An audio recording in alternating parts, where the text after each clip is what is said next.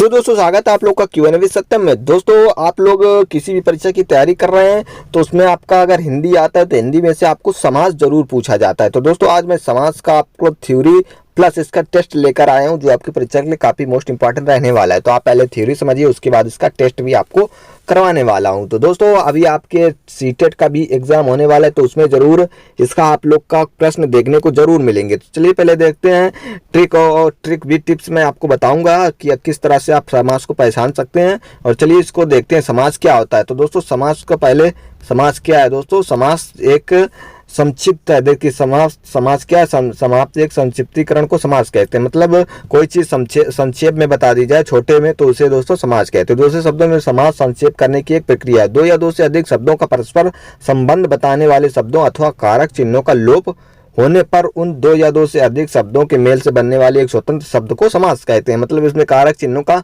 लोप होता है तो उसे भी दोस्तों समास कहते हैं और दो या दो शब्द से मिलकर बनता है। उदाहरण जैसे दया का सागर, इसमें कारक चिन्ह आया आपका का, तो ये दोस्तों आपका हुआ समासिक शब्द बनता है। मतलब आपका समासिक शब्द क्या बन गया, दया सागर।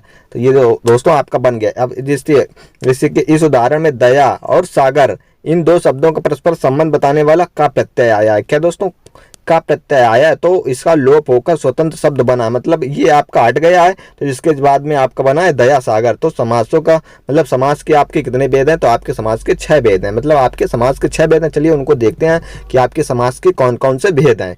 तो ये आपकी काफ़ी मोस्ट इंपॉर्टेंट है। अभी आपकी परीक्षा में कभी कभी पूछ लिया जाता है कि समास के कितने भेद हैं। तो चलिए देखते हैं समास के 6 भेद हैं, कौन कौन से भेद हैं। समास का पहला भेद है द्वंद्व समास। समास का पहला भेद क्या है, द्वंद्व समास। उसके बाद द्विगु समास है, तत्पुरुष समास है, कर्मधारय समास और आपका अव्ययभाव भाव और ये बहुव्रीहि समास है। तो इनको एक एक करके समझते हैं। द्वंद्व समास को आप कैसे पहचान सकते हैं और द्विगु समास को और तत्पुरुष समास को, ये सारे आपको किस प्रकार से आप इनको पहचान सकते हैं। चलिए देखते हैं, क्योंकि आपका क्वेश्चन इन्हीं में से पूछा जा सकता है कि आपको एक शब्द दे दिया जाएगा और आपसे पूछा जाएगा कि इनमें से आप कौन सा समास है। तो पहला देखते हैं, आपका पहला द्वंद्व समास है। द्वंद्व समास क्या होता है आपका, इसमें जिस समास में पूर्व पद और उत्तर पद दोनों ही पद प्रधान होते हैं। मतलब पहला पद और दूसरा पद दोनों पद ही इसके प्रधान माने जाएंगे। मतलब अगर पहला पद इसमें है और दूसरा पद है, जब तक पहला पद ना हुआ तो दूसरे पद का कोई इसमें काम नहीं। मतलब इसी प्रकार से अर्थात दृष्टि से दोनों का स्वतंत्र, मतलब उनका एक अस्तित्व स्वतंत्र ही होगा। मतलब ना इसके चलते कुछ होगा ना इस शब्द के चलते होगा। उनके मध्य संयोजक का लोप हो तो वह द्वंद्व समास कहलाता है। मतलब द्वंद्व समास कहलाता है। एक तरह से लोप हो जिसमें योजक चिन्ह का लोप होता है वो द्वंद्व समास कहलाता है। जैसे आप इसका उदाहरण देखते हैं माता पिता। तो इसमें माता पिता में ये देखिए योजक चिन्ह लगा है तो इसका क्या हुआ, माता और पिता। ये आपका हुआ माता और पिता। इसमें देखिए रामकृष्ण, तो रामकृष्ण में देखिएगा आपका योजक चिन्ह लगा है। तो ये जब योजक चिन्ह लगा है तो आपका ये इसकी पहचान है। जिसमें भी योजक चिन्ह लगा मिले तो आपका ये राम और कृष्ण, ये आपका द्वंद्व समास रहने वाला है। क्या दोस्तों, द्वंद्व समास रहने वाला है। इसके बाद आपका ये भाई बहन, इसके बाद भाई और बहन, पाप पुण्य तो पाप और पुण्य, और सुख दुख, ये सुख दुख। सुख दुख में आपका ये देखिएगा योजक चिन्ह आया तो ये आपका सुख दुख। तो ये आपका अस्त्रिक ही है, एक तरह से आपकी इसकी पहचान है। जिसमें भी आपका योजक चिन्ह आ जाए तो ये आपका कौन सा समास रहने वाला है, द्वंद्व। ये देखिएगा द्वंद्व समास आपका रहने वाला है। द्वंद्व समास आपका रहने वाला है जिसमें दोनों पद आपके प्रधान होते हैं। ये माता पद प्रधान है, ये पूर्व पद भी प्रधान है और उत्तर पद भी आपका प्रधान है। नेक्स्ट को देखिए, नेक्स्ट आपका क्या है, ये आपका द्वंद्व समास समाप्त होता है। इसमें से आपका एक क्वेश्चन जरूर पूछा जाएगा। नेक्स्ट क्या देखते हैं, द्विगु समास। चलिए अब द्विगु समास की बात करते हैं। द्विगु समास में आपका क्या आता है। द्विगु समास को आपको ऐसे पहचानेंगे, देखिए जिस समास में पूर्व पद संख्यावाचक हो द्विगु समास कहलाता है। मतलब आपका पूर्व पद संख्यावाचक होगा। जैसे कि देखते हैं नवरत्न, देखिए आपको इसको देखते हैं नवरत्न। आपका ये नवरत्न है जिसमें आपका नव, ये नव आपका संख्यावाचक आया। तो जैसे नवरत्नों का समूह, तो नवरत्नों का समूह इसमें नव ये संख्यावाचक आया तो ये आपकी पहचान हो गई कि ये आपका द्विगु समास है। जिसमें आप इसी से पहचान लगिए द्विगु, मतलब द्वि, जिसमें द्वि आ जाए वो द्विगु समास हुआ। मतलब संख्यावाचक इसमें है। आप ये देखिए द्विगु में द्वि एक संख्यावाचक है तो इसके चलते आप पहचान सकते हैं जिसमें भी संख्यावाचक है तो आपका द्विगु समास रहने वाला। आप देखिए सप्तद्वीप, इसमें 7 द्वीपों का समूह, मतलब सप्तद्वीप में आपका 7 आया तो ये आपका संख्यावाचक हुआ। नवरत्न में आपका ये हुआ आपका क्या संख्या है। त्रिभुवन में आपका 3 भुवनों का समूह तो ये आपका क्या हो गया, संख्यावाचक। और 7 मंजिला मतलब 7 मंजिलों का समूह तो ये 7 मंजिला, ये आपका हो गया कौन सा, द्विगु समास। दोस्तों आप लोग लास्ट तक बने रहिए, इसका टेस्ट जरूर दीजिएगा, आपकी परीक्षा के लिए काफ़ी मोस्ट इंपॉर्टेंट है। अगर आप लोग चाहेंगे तो इसके अलग से भी टेस्ट लाया जाएगा। अगर आपको इसकी PDF भी चाहिए तो आप लोग टेलीग्राम ज्वाइन कर सकते हैं, तो आपको टेलीग्राम पे इसकी PDF मिल जाएगी। तो टेलीग्राम चैनल की लिंक डिस्क्रिप्शन में पड़ी, आप जाके वहाँ से ज्वाइन कर सकते हैं। अब तत्पुरुष समास देखते हैं दोस्तों। तत्पुरुष समास क्या है? तो जिस समास में पूर्व पद गौण तथा उत्तर पद प्रधान होता है, इसमें पूर्व पद गौण होता है लेकिन उत्तर पद प्रधान होता है, इसका मतलब उत्तर पद प्रधान होता है, तत्पुरुष समास कहलाता है। दोनों पदों के बीच परसर्ग का लोप रहता है। परसर्ग लोप के आधार पर तत्पुरुष समाप्त के 6 मतलब समास के 6 भेद होते हैं। मतलब इनके बीच में आपको एक पदों के बीच में परसर्ग मिलेगा तो ये आपका तत्पुरुष समास कहलाता है। तो ये क्या मतलब आपके इसके 6 भेद होते हैं, मतलब तत्पुरुष समास के आपके 6 अलग से भेद होते हैं। तो इनमें से आपको भी पूछा जाता है क्वेश्चन। तो ये क्वेश्चन क्या, कर्म तत्पुरुष आपका पहला है कर्म तत्पुरुष। जहाँ पे आपको को का लोप होगा तो वहाँ पे आपका ये कर्म तत्पुरुष होगा। कर्ता ने कर्म को करण से कुछ इस प्रकार से आपका होगा। तो ये देखिए कर्म तत्पुरुष है क्या, इसमें मतदाता, तो इसमें मतदाता में मत को देने वाला, तो इसमें आपका को का लोप हुआ तो ये आपका कर्म तत्पुरुष हुआ। क्या दोस्तों, को का लोप हुआ तो आपके कर्म का तत्पुरुष हुआ।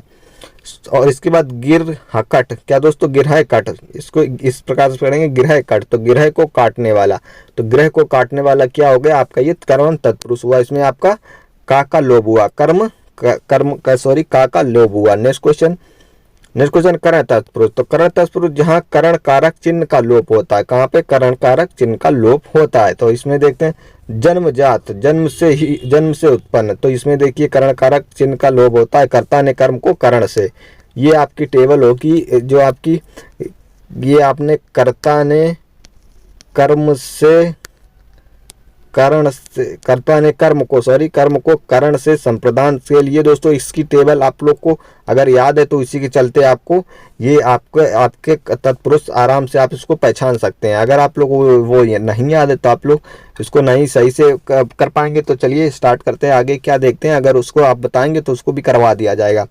मुंह मांगा से क्या, मुंह से मांगा, गुड़हीन या गुड़ से हीन, तो ये आपका करण तत्पुरुष इसकी विभक्ति आपको ये आपकी मिली है इसमें से, तो इससे आप पता लगा सकते हैं कि ये आपका करण तत्पुरुष है। नेक्स्ट क्वेश्चन क्या, नेक्स्ट देखते हैं।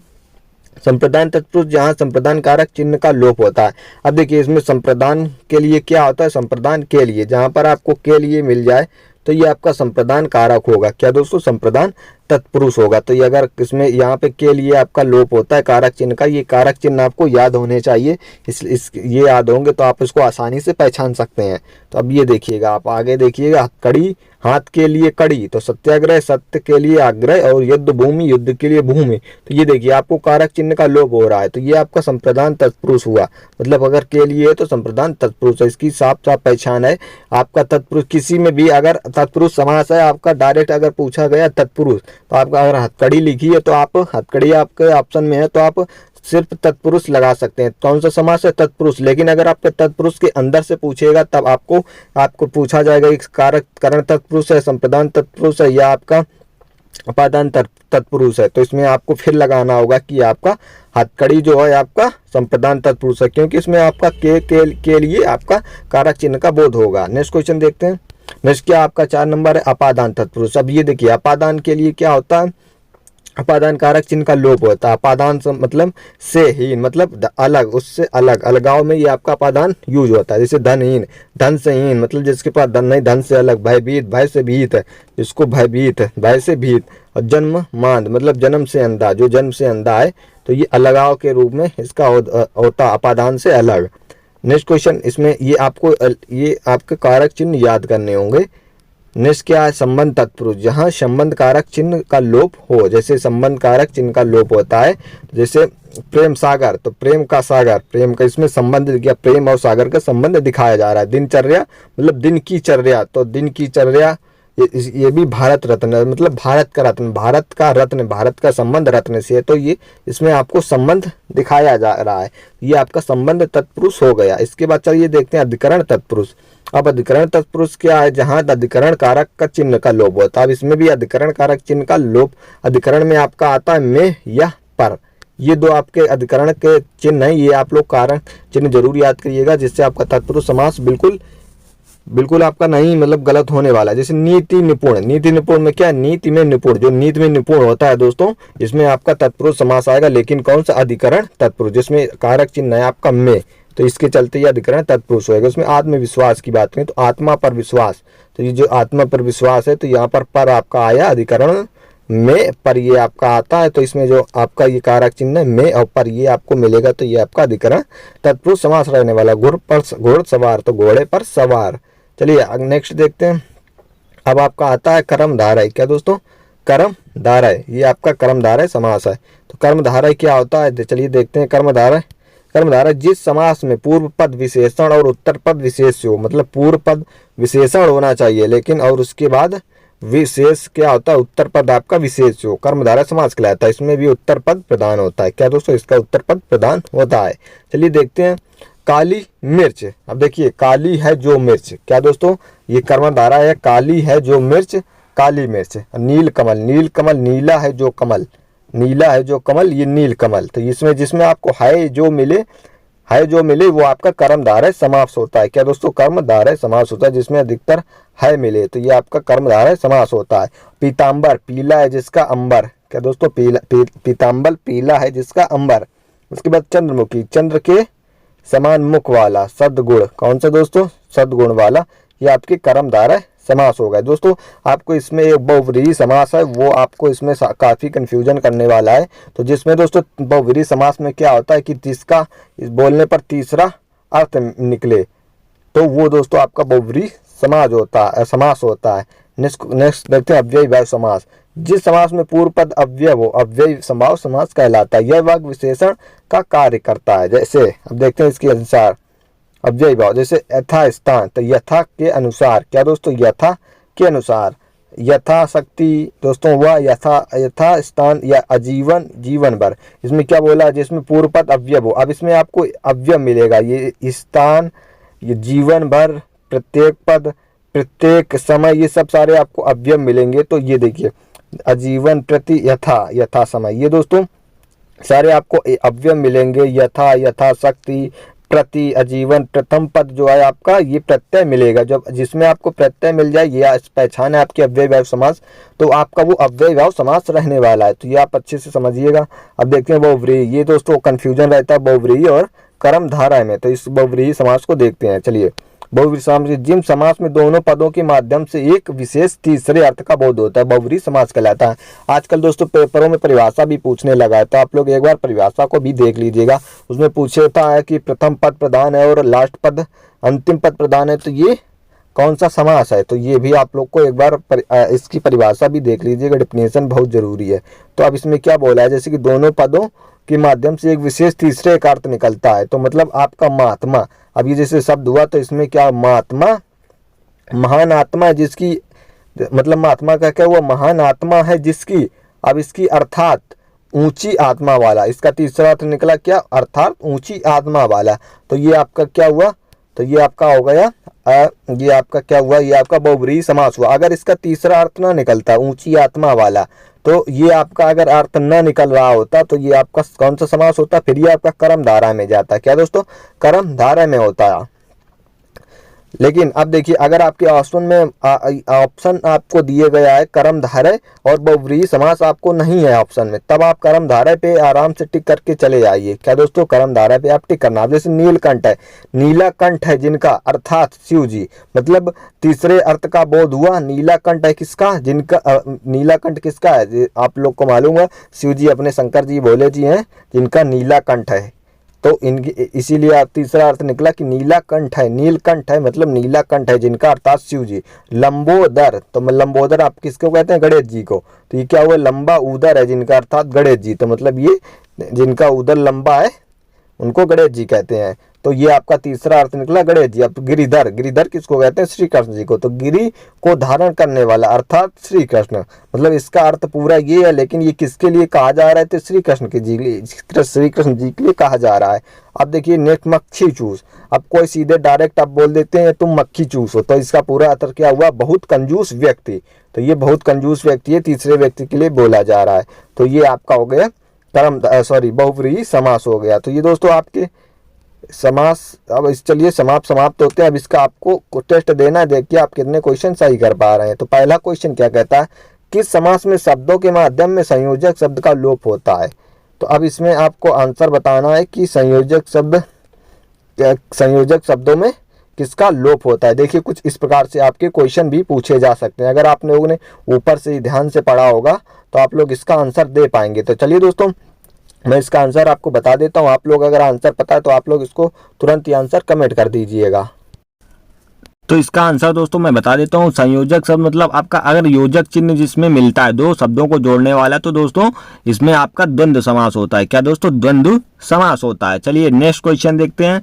नेक्स्ट क्वेश्चन पूर्व पद संख्यावाची शब्द है। अब देखिए दोस्तों, अब इसमें आप लोग को पूर्व पद संख्यावाची है, ये आपसे पूछा जा सकता है। मतलब इस प्रकार से क्वेश्चन आपके परीक्षा में आप पूछे जाते हैं। तो आप पूर्व पद संख्यावाची किसमें है, देखिए अव्ययी भाव में नहीं, द्वंद्व में नहीं, कर्म धारा में भी नहीं, लेकिन द्वि, देखिए द्विगु समास में द्वि आपका संख्यावाची शब्द है। इससे आप याद रखिएगा, जिसमें भी द्वि शब्द मतलब संख्यावाची शब्द हो तो वो द्विगु समास होगा। जैसे कि नवरत्न, जैसे नवरत्न है, ये नवरत्न आपका क्या है, संख्यावाची शब्द है, तो इसमें आपका द्विगु समास होगा। तो पूर्व पद संख्यावाची है ये, इसमें द्विगु समास होगा। नेक्स्ट क्या देखते हैं, जन्मांध। क्या दोस्तों, जन्मांध मतलब इसमें कौन सा है आपका रहने वाला है, तो जन्मांध जन्म से अंधा, मतलब आपका क्या है, इसका अर्थ क्या होगा, जन्म से अंधा। तो इसमें दोस्तों कौन से भी व्यक्ति मतलब कौन सा कारक चिन्ह का लोप हो रहा है, तो ये देखिए जन्म से अंधा। तो इस किसमें आपको आएगा, तत्पुरुष, कौन सा तत्पुरुष आपका रहने वाला है, तो ये आपका कौन सा, मैंने आंसर बता दिया कि आपका तत्पुरुष समास रहने वाला है। कौन सा, तत्पुरुष समास रहने वाला है। लेकिन दोस्तों तत्पुरुष में भी आपका कौन सा, तो ये आपका रहने वाला है करण तत्पुरुष। कौन सा, करण तत्पुरुष। अब क्योंकि इसमें भी व्यक्ति से आई है तो ये आपका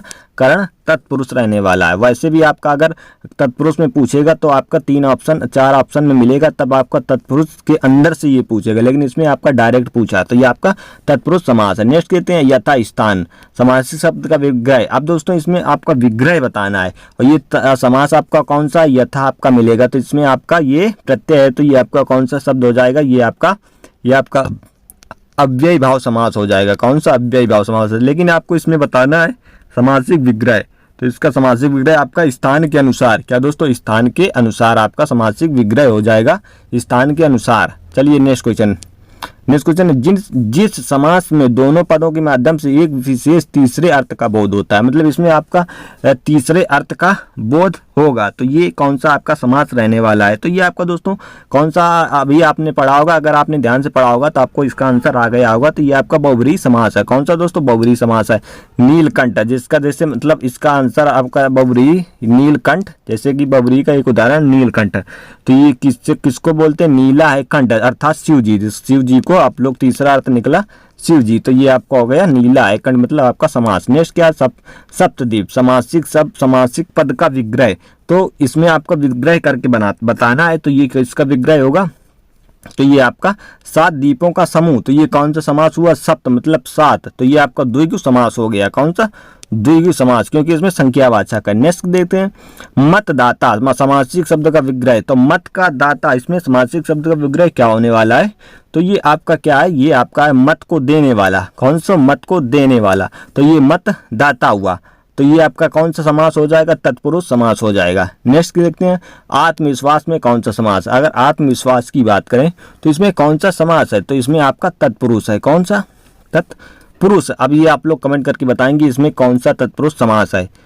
नेक्स्ट देखते हैं नीलकमल का विग्रह होगा, तो नीलकमल का विग्रह क्या होगा, ये आपको बताना है। तो नीलकमल का विग्रह आपका होगा नीला है जो कमल। अब ये देखिए यहाँ पे जो आया, तो नीला है जो कमल, तो ये आपका कौन सा समास है, तो यह है जो आया, तो ये आपका कर्मधारय है। कौन सा, कर्मधारय समास आपका, नीला है जो कमल, कर्मधारय। नेक्स्ट क्या है, लंबोदर का विग्रह पद होगा, तो लंबोदर विग्रह पद होगा, ये आपका क्या है, तो लंबोदर मतलब लंबा है उदर जिसका, तो ये आपका ऑप्शन ए रहने वाला है, लंबा उदर है जिसका अर्थात गणेश जी, तीसरे शब्द का बोध हुआ, तो ये आपका बहुब्रीहि समास में आ जाएगा। तो आप लोग इसका आंसर सही से देख पाएंगे, तो ये बहुब्रीहि समास हो जाएगा। तो दोस्तों ये आपके 10 क्वेश्चन टेस्ट के लिए लिए थे, तो आप लोग ने अच्छे से समास समझा होगा। अगर आप लोग को कहीं भी डाउट आया है तो आप लोग कमेंट करके उसको पूछ सकते हैं। तो आप लोग एक बार जरूर इसको देखिएगा, यही आपकी पहचानने की ट्रिक है जो मैंने बताई है। तो आप लोग को समाज समझ में आया तो आप लोग वीडियो को लाइक कर दें और अपने दोस्तों के साथ शेयर करें। चलिए दोस्तों मिलते हैं नेक्स्ट वीडियो में। जय हिंद, वंदे मातरम।